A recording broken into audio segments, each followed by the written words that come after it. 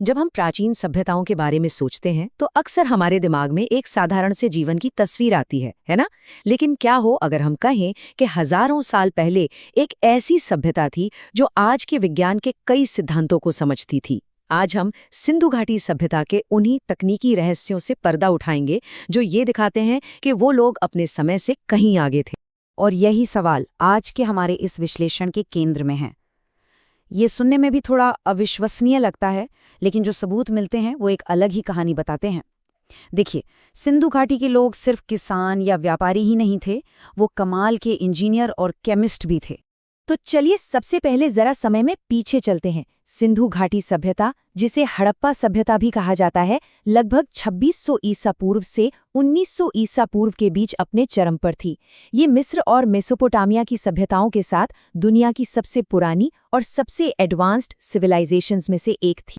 तो हमारी पहली केस स्टडी एक बहुत ही आम सी दिखने वाली चीज से शुरू होती है, मिट्टी के बर्तन। पर ये सिर्फ मिट्टी के बर्तन नहीं थे, इनके अंदर एक गहरा वैज्ञानिक रहस्य छिपा हुआ था।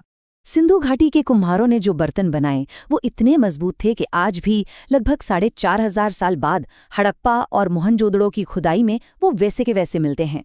ये कोई इत्तेफाक नहीं था, बल्कि ये उनके जबरदस्त ज्ञान का नतीजा था। इन बर्तनों की कुछ खास बातें थीं जो इन्हें सबसे अलग बनाती थीं। एक चमकदार लाल सतह, हर तरफ से बिल्कुल एक बराबर मोटाई, और हाँ, ये वाटरप्रूफ भी थे। ये गुण इन्हें सामान्य मिट्टी के बर्तनों से बहुत बेहतर बनाते थे। तो सवाल ये है कि वो ऐसा कर कैसे पाते थे? इसका जवाब छिपा है उनकी एक स्टैंडर्ड प्रक्रिया में। वो सबसे पहले सही तरह की मिट्टी चुनते, उसे अच्छी तरह छानते, गूंथते और फिर चाक पर एक जैसा आकार देते। लेकिन असली जादू तो आखिरी स्टेप में था, आग में पकाने की प्रक्रिया। तो यहाँ सबसे जरूरी बात यह है कि वो थर्मल केमिस्ट्री के मूल सिद्धांतों को समझते थे।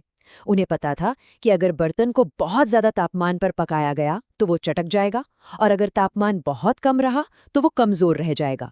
इस सही संतुलन को पाना ही उनकी असली कला थी, जिसके लिए उन्होंने अपनी भट्टियों में तापमान को कंट्रोल करने की तकनीक विकसित कर ली थी। और बात सिर्फ मजबूती की नहीं थी, उन्हें रंगों के पीछे की केमिस्ट्री भी पता थी। अपने बर्तनों पर पक्का लाल रंग लाने के लिए वो आयरन ऑक्साइड का इस्तेमाल करते थे, और काले डिजाइन बनाने के लिए कार्बन या मैंगनीज का। ये दिखाता है कि उन्हें खनिजों और उनके रासायनिक गुणों की कितनी गहरी समझ थी। चलिए अब अपनी दूसरी केस स्टडी पर चलते हैं, जो और भी ज्यादा दिलचस्प है। ये है सिंधु घाटी की मशहूर मोहरों के बारे में। यहाँ उन्होंने सिर्फ मिट्टी को ही नहीं, बल्कि साइंस का इस्तेमाल करके पत्थर को भी पूरी तरह से बदल दिया था।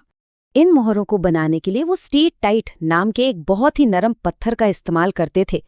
ये पत्थर इतना मुलायम होता है कि इस पर नक्काशी करना बहुत आसान होता है, लेकिन ये टिकाऊ बिल्कुल नहीं होता। तो उन्होंने इस मुश्किल का हल कैसे निकाला? उन्होंने कमाल की प्रक्रिया अपनाई। पहले वो नरम पत्थर पर जानवरों और लिखावट के मुश्किल डिजाइन बनाते थे। फिर उस तराशे हुए पत्थर को एक भट्टी में बहुत ज्यादा तापमान पर गर्म करते थे। इस प्रोसेस से वो नरम पत्थर एक कठोर, टिकाऊ और चमकदार मोहर में बदल जाता था। ये प्रक्रिया बड़ी ही शानदार ढंग से दिखाती है कि उनका ज्ञान आज के विज्ञान से कितना मिलता जुलता था। आज हम इस प्रक्रिया को कैल्सिनेशन कहते हैं, मतलब किसी चीज को गर्म करके उसकी केमिकल प्रॉपर्टीज को बदल देना। सोचिए, सिंधु घाटी के लोग हजारों साल पहले ही इस तकनीक में माहिर थे। ये मोहरें सिर्फ सजावट के लिए नहीं थीं, इनका इस्तेमाल व्यापार में पहचान के लिए, सामान की बोरियों को सील करने के लिए और शायद एडमिनिस्ट्रेटिव कंट्रोल के लिए भी किया जाता था। और इसका सबसे बड़ा सबूत ये है कि ऐसी ही मोहरें मेसोपोटामिया जैसे दूर के इलाकों में भी मिली हैं, जो साबित करता है कि उनके व्यापारिक रिश्ते बहुत दूर दूर तक फैले हुए थे। अब अलग अलग चीजों से हटकर जरा पूरे सिस्टम को देखते हैं। सिंधु घाटी की असली प्रतिभा किसी एक चीज में नहीं, बल्कि उनके प्रोडक्शन के पूरे सिस्टम में थी। ये समझना बहुत जरूरी है कि ये काम बस कुछ कारीगर नहीं कर रहे थे। अपनी एडवांस भट्टियों की वजह से वो एक ही समय में बड़ी संख्या में बर्तन और मोहरें बना सकते थे। ये एक संगठित, बड़े पैमाने का प्रोडक्शन था, बिल्कुल किसी आज की फैक्ट्री की तरह। और इस मैस प्रोडक्शन में क्वालिटी कंट्रोल का पूरा ध्यान रखा जाता था। मोहरों का आकार और बर्तनों की क्वालिटी बिल्कुल एक जैसी होती थी। ये इस बात का पक्का सबूत है कि उनके पास एक बहुत ही सोफिस्टिकेटेड स्टैंडर्डाइजेशन और क्वालिटी कंट्रोल सिस्टम था। तो आइए इन सभी बातों को एक साथ रखकर देखते हैं। वो जिसे बर्तन पकाना कहते थे, आज हम उसे फायरिंग कहते हैं। उनकी भट्टी आज के किल्न का ही एक शुरुआती रूप थी। पत्थर को कठोर बनाने की प्रक्रिया कैल्सिनेशन थी और सामान को सील करने की तकनीक सीलिंग टेक्नोलॉजी थी। प्राचीन ज्ञान और आधुनिक विज्ञान के बीच का ये सीधा कनेक्शन वाकई अद्भुत है। सिंधु घाटी सभ्यता का असर सिर्फ उनके समय तक ही सीमित नहीं रहा, उनके तकनीकी ज्ञान ने आने वाली पीढ़ियों के लिए एक बहुत मजबूत नींव रखी। ये बात इस पूरे विश्लेषण का सार है।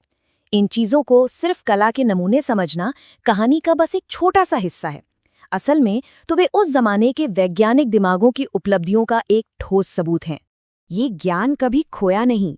ये सिर्फ इतिहास नहीं है, बल्कि ये भारतीय ज्ञान परंपरा की वो नींव है जिस पर आगे चलकर कई तकनीकी तरक्कियां हुईं।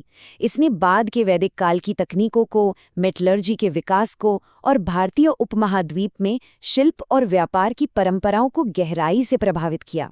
तो अंत में ये हमें एक बड़े सवाल पर लाकर छोड़ देता है। अगर सिंधु घाटी में इतना कुछ छिपा था, तो प्राचीन दुनिया में और कौन-कौन से आधुनिक वैज्ञानिक रहस्य दबे हो सकते हैं जो बस खोजे जाने का इंतजार कर रहे हैं।